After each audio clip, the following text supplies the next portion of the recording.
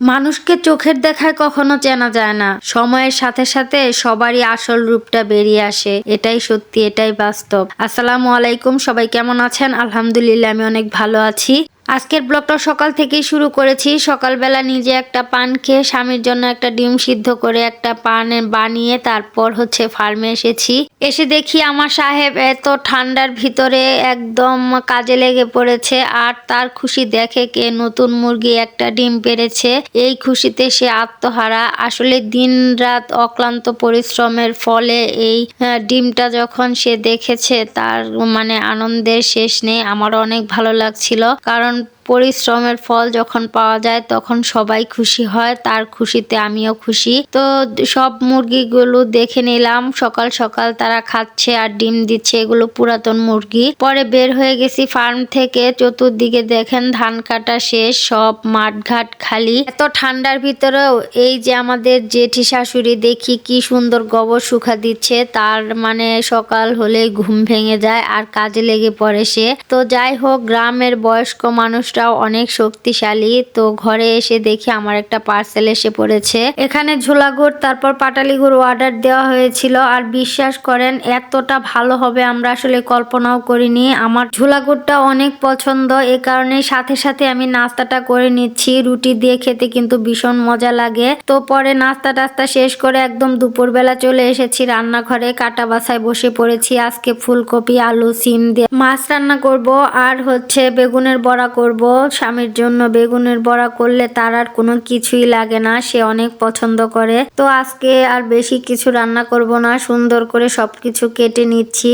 এর ভিতর আমার কতগুলো রসুনও ছিলতে হবে, কারণ আমার এক ফোঁটা রসুন বাটাও নেই। রান্না করতে আসলে এটা ওটা মনে হয়, তার আগে কোনো কিছুই মনে থাকে না। সুন্দর করে ছিলে নিয়েছি, এখন একটু কুচি করে নিব যাতে তাড়াতাড়ি ব্লেন্ড করা যায়। এখন দুইটা বেগুন কেটে নিব। বেগুন কাটতে গেলে মেজাজটা খারাপ হয়। প্রতিটা বেগুনের ভিতরেই একটু একটু করে পোকা থাকে। এই পোকার কারণে বেগুন সাইজ করে কাটা যায় না, বেসাইজ মতোই কাটতে হয়। করার কিচ্ছু নেই। বেগুন যদি ভিতরে দেখে আনা যেত তাহলে মনে হয় ভালো হতো, তাও তো সম্ভব না। যদি সম্ভব হতো ভালোই হতো। তো যাই হোক, কাটা বাছা শেষ করে চুলায় কড়াই বসিয়ে দিয়েছি, তেলও দিয়ে দিয়েছি। এর ভিতরে পেঁয়াজ কুচি আর লবণও দিয়েছি। এখন সুন্দর করে নাড়াচাড়া করে ভেজে নিব। ভেজে তারপরে এখন গুঁড়া মশলাগুলো দিয়ে নিচ্ছি। হলুদ, মরিচ, ধনিয়া, জিরার গুঁড়া সবকিছু দিয়ে সামান্য পানিও দিয়ে দিব। দিয়ে আমার রসুন বাটা দিতে মনে নাই, তো এখন আবার রসুন বাটা দিলাম একটু। দিয়ে তারপর এখন কষিয়ে নিব। তো সুন্দর করে কষিয়েছি। কষানো না হলে তো খেতে ভালো লাগবে না। তো মাছটাও দিয়ে দিলাম। আমার মাছ কষানো হয়ে গেছে, এখন একে একে উঠিয়ে নিচ্ছি। তারপর এখন সবজিগুলো দিয়ে দিলাম। সবজিটা আমার ভীষণ পছন্দের একটা সবজি, ফুলকপি। খেতে আমার ভীষণ ভালো লাগে, ছোটবেলা থেকে আমি অনেক পছন্দ করি। তো আমার সবজি কষানো শেষ, এখন ঝোলের পানিটা দিয়ে দিব। আর ঝোলের পানিটা দিয়েই আমি মাছগুলো দিয়ে দেই সাথে সাথে, যাতে সুন্দর করে মশলা টশলা সব মাছের ভিতর ঢুকে। তো মাছগুলো এখন দিয়ে দিচ্ছি, দিয়ে ঢাকনা দিয়ে ঢেকে তারপর রান্নাটা করে নেব। কিছুক্ষণ জাল করলে আমার তরকারি হয়ে যাবে, কারণ ঝোলের তরকারি আমার ঝোল ঝোল থাকলে ভালো লাগে। এদিকে বেগুনের বড়াটাও বসিয়ে দিচ্ছি। বেগুন ভাজতে হয় একদম নিভি নিভি জালে, তাতে বেগুনের বড়া খেতে ভীষণ ভালো লাগে। জাল বাড়িয়ে দিলে বেগুন এক পিঠ পড়ে যায়, তখন আর খেতে ভালো লাগে না। তো সুন্দর করে উল্টিয়ে দিচ্ছি, উল্টিয়ে তারপর একদম ডিম করে তারপর ভাজিটা করে নিব। এদিকে একটু ধনিয়া পাতাও দিয়ে দিলাম তরকারিতে।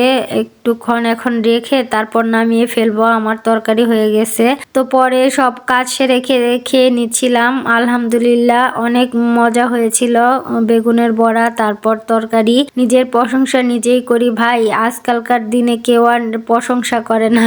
তো পরে রাতের বেলায় স্বামীর জন্য চা বানিয়ে নিচ্ছিলাম, আরেক চুলায় দুধটাও গরম করে নিচ্ছিলাম, যাতে একসাথে দুইটা হয়ে যায়। স্বামীকে চাটা দিয়ে নিয়েছি। পরে অনেকক্ষণ পর রান্নাঘরে গিয়ে দেখি ছেলে একা একাই কেক বানিয়েছে। মাশাআল্লাহ, অনেক সুন্দর হয়েছে। সত্যি বলতে ওর কেক বানানোটা অনেক সুন্দর হয়, অনেক সুন্দর ফুলে। যাই হোক, আজকের ব্লগটা কেমন লাগলো অবশ্যই জানাবেন। সামান্য ভালো লেগে থাকলে একটা লাইক, কমেন্ট, শেয়ার করে দিবেন। আল্লাহ হাফেজ।